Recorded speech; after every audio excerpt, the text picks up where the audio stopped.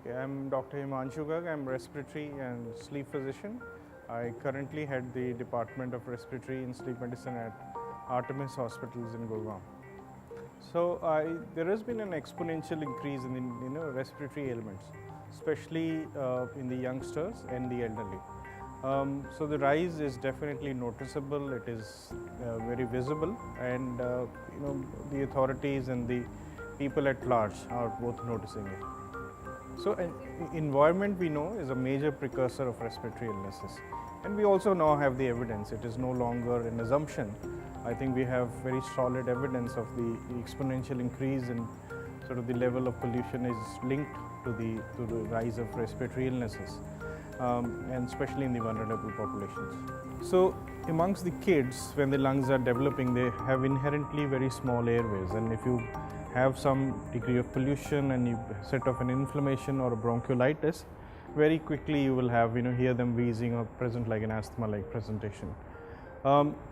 Elderly are anyway vulnerable. They don't have their immunity is waning, and therefore often they have multiple problems, diabetes and other issues already going on. For those are the two major age groups, but we also have a big pool of patients who have established respiratory illnesses. For example, asthmatics, people who have asthma or COPD, and if they are exposed to greater pollution, they are the also ones who are very vulnerable. And then different industries, construction workers, traffic police, people working on petrol pumps, and a whole range of industries with a lot of pollution.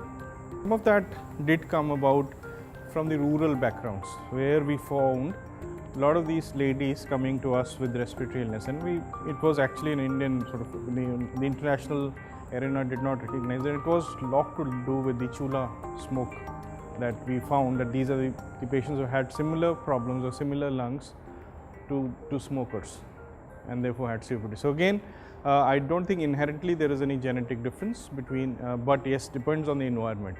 So it is not, therefore now that became very established, that if you have those chulas and therefore in having ladies cooking those chulas, they are having a lot of lung problems.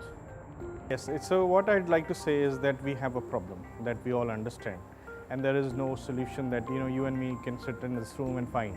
It's an absolutely problem at a different scale where it will take decades. We haven't got here in a day, we'll not get out of this, and that too if you make a decision to make a difference. Even if you make a decision today that we're going to clean our environment, is many decades job.